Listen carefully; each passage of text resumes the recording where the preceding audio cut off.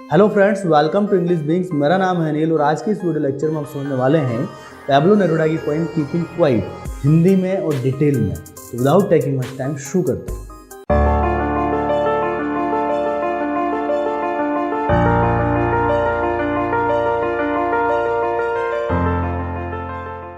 Friends, welcome again. Poem को समझते हैं। देखिए, पोएम का नाम है कीपिंग क्वाइट। देखिए, कीपिंग क्वाइट का मतलब है शांत रहना या शांति बनाए रखना। पैब्लो नेरुदा इसके पोइट है। देखिए, पोइट इस कविता में मौन और स्थिरता पर जोर देते हैं। वे चाहते हैं कि लोग शांत रहें, मशीनें विश्राम लें और युद्ध समाप्त हो जाए। कवि लोगों से एक प्रकार की अपील करते हैं, एक प्रकार का निवेदन करते हैं कि वे जीवन का आनंद लें और पृथ्वी की तरह शांतिपूर्वक कार्य करें। देखिए, इस पोएम को समझते हैं। देखिए, ये आपका पहला स्टेंजा है। पहले स्टेंजा में पोइट हमें बताता है नाउ यानी अब, वी यानी हम, विल काउंट यानी गिनेंगे। देखिए, काउंट का मतलब होता है गिनना।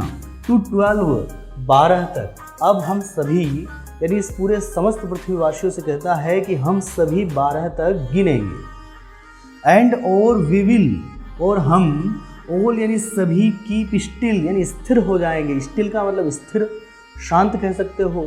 और हम सभी स्थिर हो जाएंगे यानी कि जो भी हम कार्य कर रहे हैं उस कार्य को छोड़ देंगे और शांत हो जाएंगे।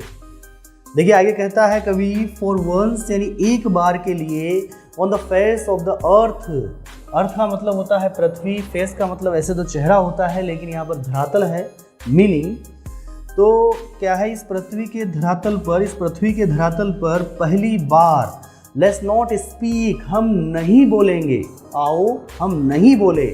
इन एनी लैंग्वेज, हम किसी भी भाषा में नहीं बोलेंगे। हिंदी, अंग्रेजी, उर्दू, चाहे कोई सी भी भाषा हो संसार की, हम कोई भी भाषा में कोई भी शब्द नहीं बोलेंगे। ये कवि की अपील है। लेट्स स्टॉप फॉर 1 सेकेंड, आओ हम 1 सेकेंड के लिए स्थिर हो जाए या रुक जाए।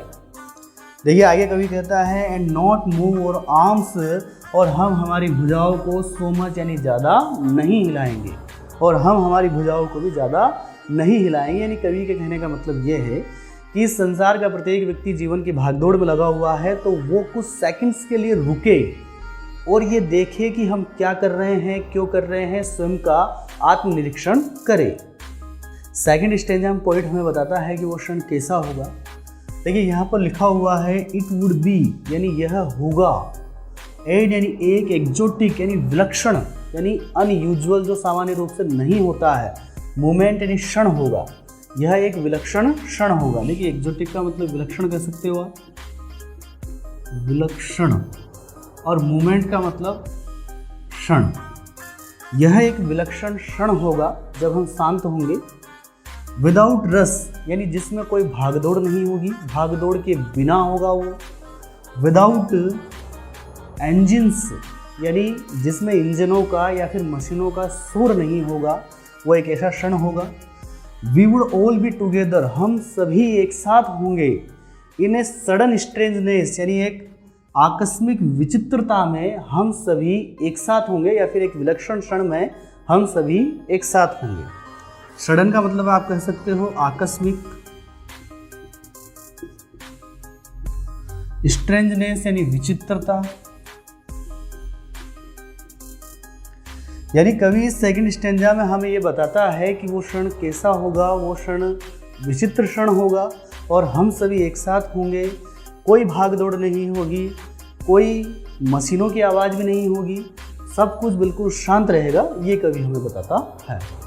देखिए, थर्ड स्टेंजा में पोइट हमें बताते हैं कि हमें उस विलक्षण क्षण में क्या करना चाहिए और क्या नहीं करना चाहिए।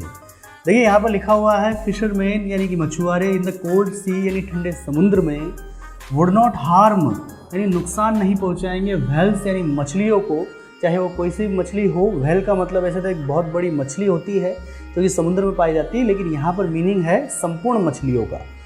यानी फिशरमैन जो मछुआरे हैं, जो ठंडे समुद्र में मछलियाँ पकड़ते हैं, वो किसी भी मछली को नुकसान नहीं पहुँचाएंगे। देखिए, आगे है एंड यानी और, द मैन यानी वो लोग, गैदरिंग साल्ट जो लोग नमक इकट्ठा करते हैं। एंड द मैन यानी जो लोग, गैदरिंग यानी कि इकट्ठा करते हैं, संग्रह करते हैं, साल्ट यानी नमक का। वुड लुक यानी देखेंगे, एट हिज हर्ट हैंड्स यानी अपने चोटिल हाथों की तरफ देखेंगे। यानी बात यह है, देखिए कुछ मजदूर होते हैं, कुछ लोग होते हैं जो कि नमक को इकट्ठा करने का काम करते हैं, फिर बाद में वो नमक फैक्ट्री में जाता है और वहाँ से शुद्ध नमक प्रोड्यूस होता है। तो वो जो मजदूर है वो अपने चोटिल हाथों को देखेंगे उस शांत उस विलक्षण क्षण में। फोर्थ स्टेंजा में पोइट एक प्रकार की अपील करता है उन लोगों से जो कि विभिन्न प्रकार के युद्ध लड़ते हैं। देखिए यहाँ पर कहा गया है दोज यानी वे लोग, हु यानी जो, प्रिपेयर यानी तैयारी करते हैं, ग्रीन वॉर्स हरित युद्धों की। हरित युद्धों का मतलब है पर्यावरण के विरोध में युद्ध लड़ना, यानी कि पर्यावरण को समाप्त कर देना या पेड़ों को काटना, इस प्रकार से कह सकते हो आप। वॉर्स विद गैस यानी गैस के साथ में जो लोग युद्ध लड़ते हैं वे भी। देखिए गैस के साथ में युद्ध लड़ने का मतलब यह है कि वर्तमान संसार में सिर्फ तोप और बंदूक से ही युद्ध नहीं लड़ा जाता है, विभिन्न प्रकार के जहरीली गैसों से भी युद्ध लड़ा जाता है।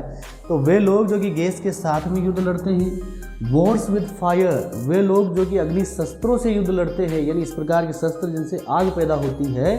तो क्या है कि इस प्रकार के शस्त्रों से युद्ध लड़ते हैं वे सारे के सारे लोग, ठीक है, उनके बारे में बताया जा रहा है। Victory with no survivors, victory का मतलब विजय, विद नो सर्वाइवर्स, सर्वाइवर्स यानी जीवित रहना, नो यानी कोई भी जीवित नहीं बचता है। यानी क्या है कि इस प्रकार के युद्धों में हमें विजय तो मिलती है लेकिन कोई भी व्यक्ति कोई भी प्राणी जीवित नहीं बचता है। देखिए जो लोग युद्ध लड़ते हैं उनको क्या करना चाहिए, वुड पुट ऑन यानी पहनेंगे, क्लीन यानी स्वच्छ, क्लॉथ्स यानी वस्त्र। वे लोग जो कि युद्ध लड़ते हैं उन सभी को स्वच्छ वस्त्र पहनना चाहिए और क्या करना चाहिए, एंड और वॉक यानी शेयर करेंगे, वॉक यानी शेयर करेंगे अबाउट विद देयर ब्रदर्स यानी अपने भाइयों के साथ में। कहाँ शेयर करेंगे, इन द शेड, शेड का मतलब छाव या पेड़ की छाया कह सकते हो आप, ठीक है, पेड़ की छाव में अपने भाइयों के साथ में शेयर करेंगे। डूइंग नथिंग यानी कुछ भी नहीं करते हुए सिर्फ शेयर ही करेंगे। ये यहाँ पर एक प्रकार की अपील है। पांचवें स्टैंजा पॉइंट हमें बताता है कि जो कुछ पॉइंट कहना चाहता है आपको उसकी गलत व्याख्या नहीं करनी है, आपको अपने हिसाब से उस चीज़ को समझना नहीं चाहिए।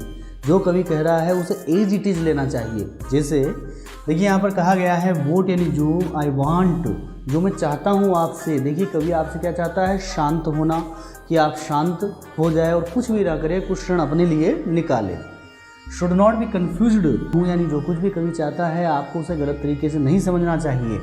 विद टोटल इनएक्टिविटी यानी संपूर्ण निष्क्रियता के साथ में उसको नहीं लेना चाहिए। देखिए कवि आपसे चाहता है कि आप शांत हो जाए, कुछ भी न करें, आत्मनिरीक्षण करें यानी स्वयं की ज़िंदगी जिए। तो आपको ये नहीं समझना है कि हमें संपूर्ण रूप से निष्क्रिय हो जाना चाहिए, कि हमें अब कुछ भी नहीं करना है, ये नहीं है इसका मतलब। Life is what it is about यानी जीवन जैसा चल रहा है हमें उसे वैसा ही चलाना है, जीवन जैसा चल रहा है हमें उसे वैसा ही चलाना है।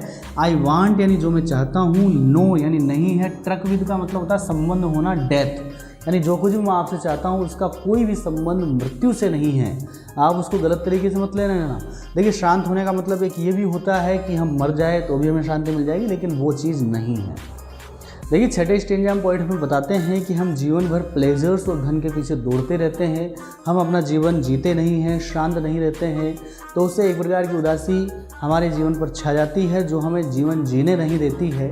देखिए यहाँ पर बताया गया है, इफ़ यदि we were not single minded about keeping our lives moving, if यदि वी यानी हम, we were not single minded यदि हमारा एकमात्र उद्देश्य नहीं रहा होता, सिंगल माइंडेड यानी एकमात्र उद्देश्य हमारा नहीं रहा होता, ठीक है, about keeping our lives moving हमारे जीवन को चलाना या चलायमान रखना, हमारे जीवन को चलाना ये हमारा एकमात्र उद्देश्य नहीं रहा होता। एंड फॉर वंस और सिर्फ एक बार के लिए कुड डू नथिंग हम कुछ भी नहीं करके देखते यानी शांत रह के देखते। देखिए जीवन भर हम भागते रहते हैं, दौड़ते रहते हैं, 24 घंटे हम काम करते हैं, जब आप सो जाते हो तब भी आपके दिमाग में विचार दौड़ते रहते हैं, तो इसका मतलब हम 24 घंटे सोचते रहते हैं और काम करते रहते हैं। तो फॉर वंस यानी एक बार के लिए भी कुड डू नथिंग हम कुछ भी नहीं करके देखते यानी शांत रह के देखते, तो क्या होता, परहैप्स शायद ए ह्यूज साइलेंस एक विशाल शांति माइट इंटरप्ट यानी भंग कर देती दिस सैडनेस यानी इस उदासी को, जो उदासी आपकी आत्मा पर, आपके शरीर पर, आपके दिमाग पर छा गई है, उस उदासी उस दुख को वो जो शांति है एक विशाल शांति समाप्त कर देती, भंग कर देती। देखिए कवि यहाँ पर यह भी बताता है कि वो जो सैडनेस है यानी दुख है, उदासी है, वो कैसे आई है, या फिर कैसे पैदा हुई है, of never understanding our salvage, never यानी कभी नहीं, अंडरस्टैंडिंग यानी हमने समझा है, आवर सेल्वेज यानी स्वयं को, हमने स्वयं को कभी समझा ही नहीं है, ठीक है, स्वयं को नहीं समझने से उस उदासी का जन्म हुआ है। और एक और कारण है एंड ऑफ थ्रेटनिंग यानी डराना या खतरे से भयभीत करना, ओवर सेल्वेज यानी स्वयं को विद डेथ यानी मृत्यु से, हमने स्वयं को मृत्यु के खतरे से डराया है और हमने स्वयं को नहीं समझा है, इस कारण से एक प्रकार की सैडनेस यानी कि दुख या उदासी पैदा हुई है। और यदि हम जीवन में एक क्षण के लिए भी कुछ भी नहीं करके देखते, शांत रह के देखते, तो एक विशाल शांति आती है और उस सैडनेस को, उस उदासी को खत्म कर देती है। देखिए 7वें स्टेंजा पॉइंट हमें बताते हैं कि हमें पृथ्वी से क्या सीखना चाहिए। देखिए यहाँ पर है परहैप्स शायद अर्थ यानी पृथ्वी कैन टीच अस, हमें सिखा सकती है, यानी पृथ्वी हमें ये सिखा सकती है कि हमें शांतिपूर्वक कैसे कार्य करना चाहिए। एज यानी जैसे, जैसा कि, व्हेन यानी जब, एवरीथिंग यानी प्रत्येक चीज़, सिम्स यानी प्रतीत होती है, दिखाई देती है, डेड यानी मृत प्राय है। जब आपको पृथ्वी पर संपूर्ण चीज़ें या फिर सभी चीज़ें, प्रत्येक चीज़ मृत के समान दिखाई देती है, तब भी पृथ्वी जीवित रहती है और अपना कार्य करती रहती है। एंड और लेटर यानी बाद में, प्रूव्स यानी वह चीज़ जो कि मृत प्राय है दिख रही थी, प्रूव्स यानी सिद्ध होती है, टू बी अलाइव जीवंत सिद्ध होती है, यानी बाद में वह चीज़ें जीवन सिद्ध होती है। यानी कहने का मतलब यह है कि ग्रीष्म ऋतु में जब आपको पृथ्वी मृत प्रायः दिखाई देती है, कोई वनस्पति नहीं है, चारों तरफ रेगिस्तान है, लेकिन फिर भी पृथ्वी अपना कार्य करती है। क्या कार्य करती है? देखिए पृथ्वी हवा के माध्यम से अपने बीजों को एक स्थान से दूसरे स्थान पर ले जाती है, वह मिट्टी के नीचे उन बीजों को गाड़ देती है और जैसे ही बरसात होती है वह सभी बीज फूट पड़ते हैं और चारों तरफ हरा भरा हो जाता है, जीवन चारों तरफ दिखाई देता है आपको।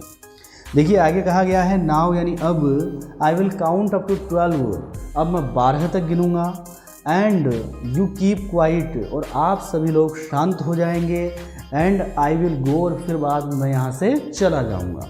यानी कवि आपको शांति का संदेश देता है। देखिए इस कविता के माध्यम से, इस संपूर्ण कविता के माध्यम से कवि आपको शांति का संदेश देना चाहता है। कवि ये कहना चाहता है कि आपको एक दिन में 24 घंटे मिलते हैं, 24 घंटे में से आपको कुछ क्षण स्वयं के लिए निकालना चाहिए, आपको एक शांत स्थान पर बैठना चाहिए और कुछ भी नहीं करना चाहिए।